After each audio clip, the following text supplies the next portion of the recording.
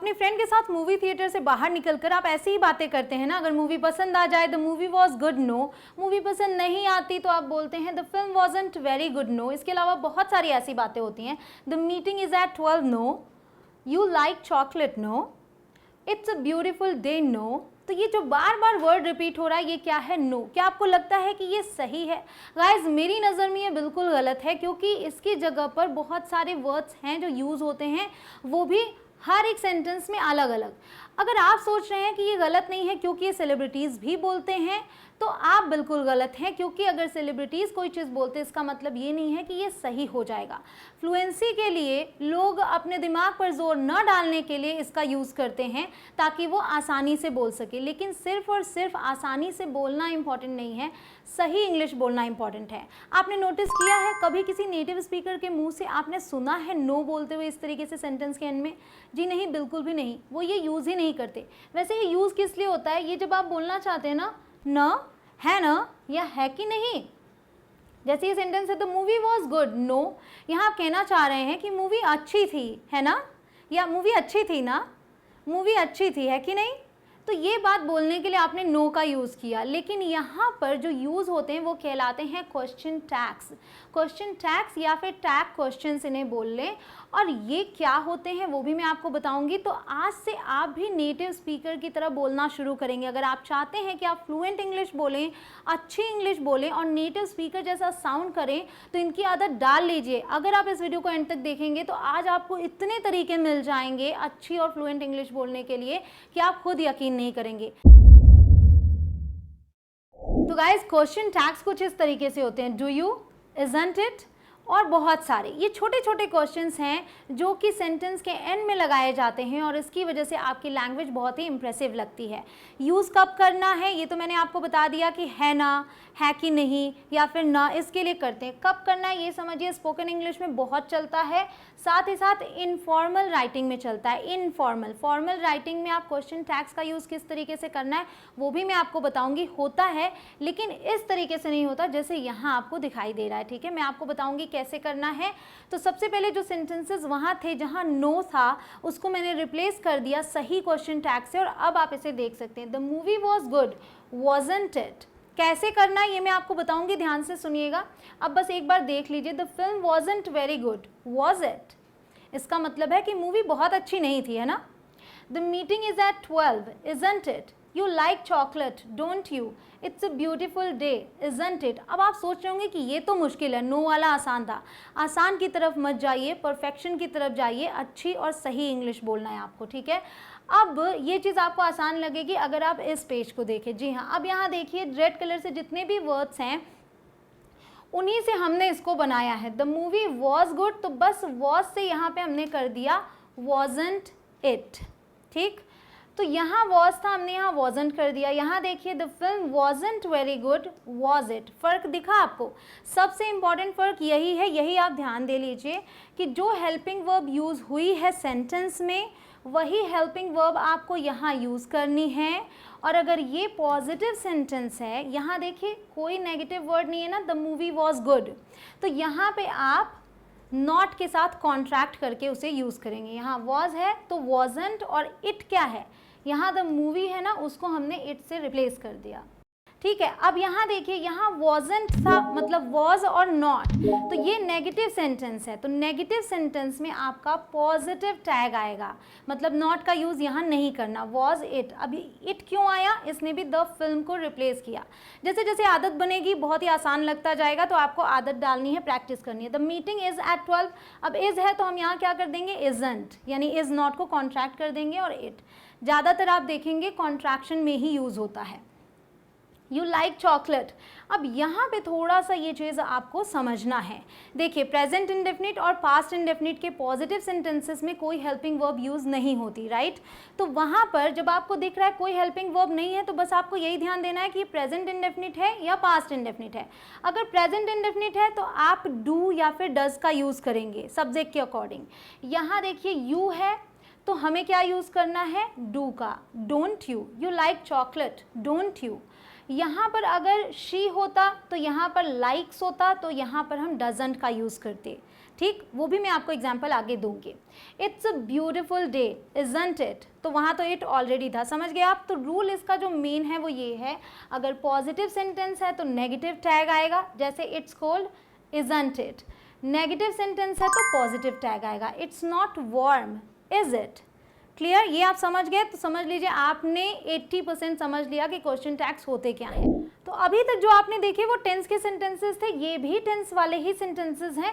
कुछ इंपॉर्टेंट चीज़ें जो आपको बताना चाह रही हूँ, गौर से सुनिए। रोहन वॉज देयर, वॉजंट ही, यहाँ पर नाम है।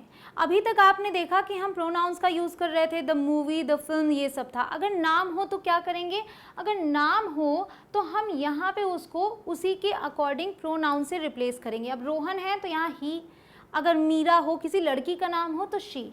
Rohan was there, wasn't he, तो यानी कि हेल्पिंग वर्ब यूज़ करनी है, फिर नॉट लगा लेना है क्योंकि पॉजिटिव सेंटेंस था, और नाम की जगह पे आपने ही यूज़ कर लिया।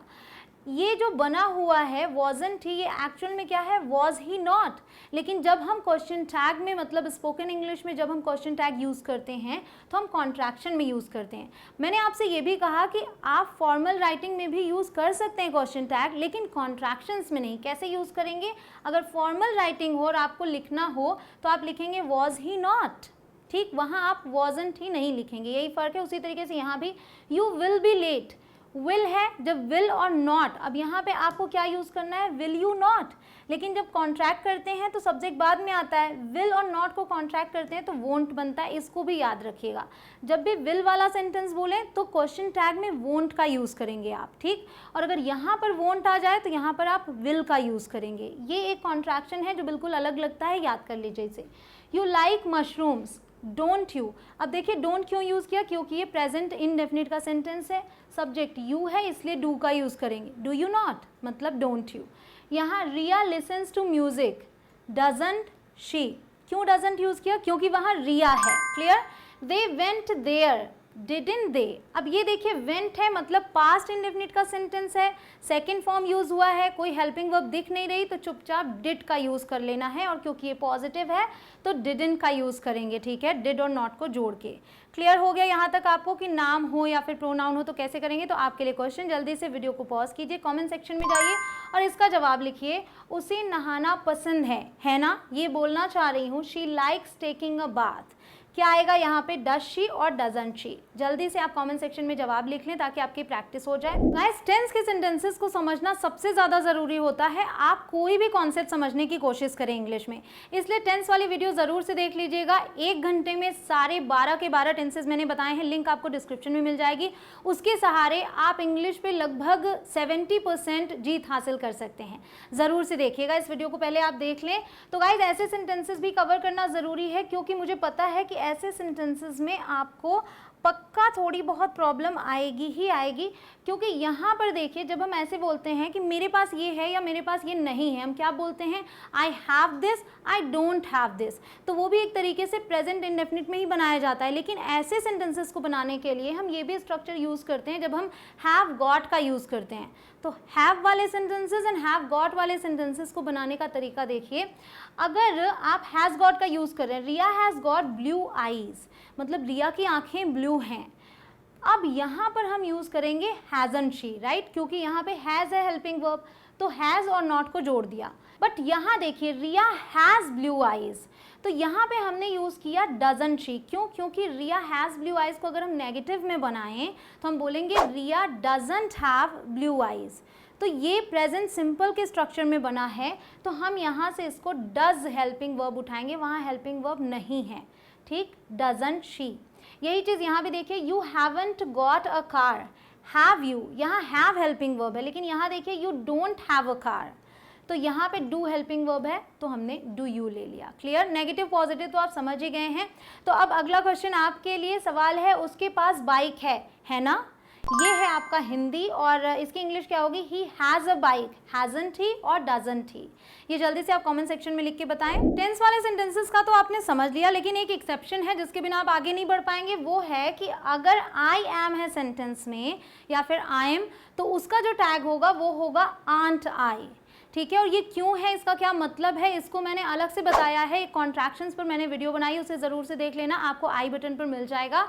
अब यहाँ पर समझिए आई एम लेट को एम आई नॉट बोलेंगे, राइट। एम और नॉट को कॉन्ट्रैक्ट करते हैं तो आंट बनता है, स्पेशली क्वेश्चन टैग्स में, ठीक। So I am late, aren't I am clever, aren't I. अब समझते हैं मोडल वर्ब्स को। इसमें क्या करना है, रोहन कैन डू दिस, जो आप मोडल वर्ब यूज कर रहे हैं वही आप यहाँ यूज कर लेंगे, वो पॉजिटिव तो ये negative. Rohan can do this, can't he can speak English, can he. Riya must stay, तो मस्ट और नॉट को जोड़ेंगे क्या बनेगा, mustn't, mustn't she. They mustn't come early, must they. You wouldn't like a pet, wouldn't है तो यहाँ वुड, फिर यू। तो बस सब्जेक्ट का तो आपको ध्यान रखना ही है। तो क्वेश्चन 3 आपके लिए, उन्हें ऐसा नहीं करना चाहिए, है ना। They should not do so, should they और शुडंट दे। जल्दी से कमेंट सेक्शन में आंसर लिख दीजिए। अब देख लेते हैं इम्पेरेटिव्स को। इसमें आप डू का यूज़ करते हैं या तो डोंट डू का यूज़ करते हैं, और इसमें सब्जेक्ट हमेशा क्या होता है, यू, जो कि हिडन होता है। तो इसका जो टैग है वो है विल यू, चाहे तो डू हो चाहे डोंट हो, मतलब पॉजिटिव नेगेटिव दोनों में will you. Open the door, दरवाज़ा खोलो, will you. Give me a hand, मतलब मेरी मदद करो, give me a hand, will you. Don't be late, will you. Don't forget, will you. Let's आ जाए अगर सेंटेंस में, तो जो टैग है वो होगा शैल वी। लेट्स मतलब लेट अस, इसलिए ये क्या है, वी, ठीक है। तो ये भी आप याद रख सकते हैं। Let's go for a walk, shall we. Let's have a party, shall we. Let's eat out tonight, shall we. अब सबसे इंपॉर्टेंट पार्ट, मैंने आपको बताया अगर सेंटेंस पॉजिटिव है तो टैग नेगेटिव यूज होगा, लेकिन अगर पॉजिटिव सेंटेंस में नेगेटिव वर्ड्स यूज हुए हैं जिनका मतलब नेगेटिव निकले, तो वहां पर हम टैग्स नॉन नेगेटिव यूज करेंगे, मतलब पॉजिटिव। जैसे never, no, nobody, rarely, hardly, scarcely and little, ये सब नेगेटिव मीनिंग रखते हैं, तो ऐसे में हम पॉजिटिव टैग्स यूज करेंगे। You never tell us the truth, do you. तो यहाँ नेवर है, एक तरीके से नॉट ही है, तो हम यहाँ पे पॉजिटिव टैग यूज करेंगे। दे कुड स्केर्सली हियर हर, वे मुश्किल से उसे सुन पाए, कुड दे।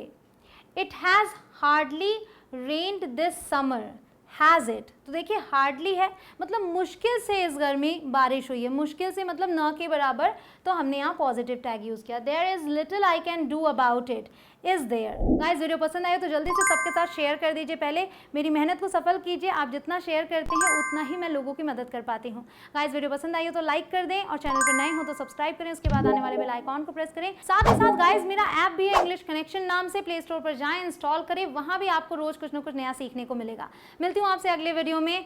जय हिंद।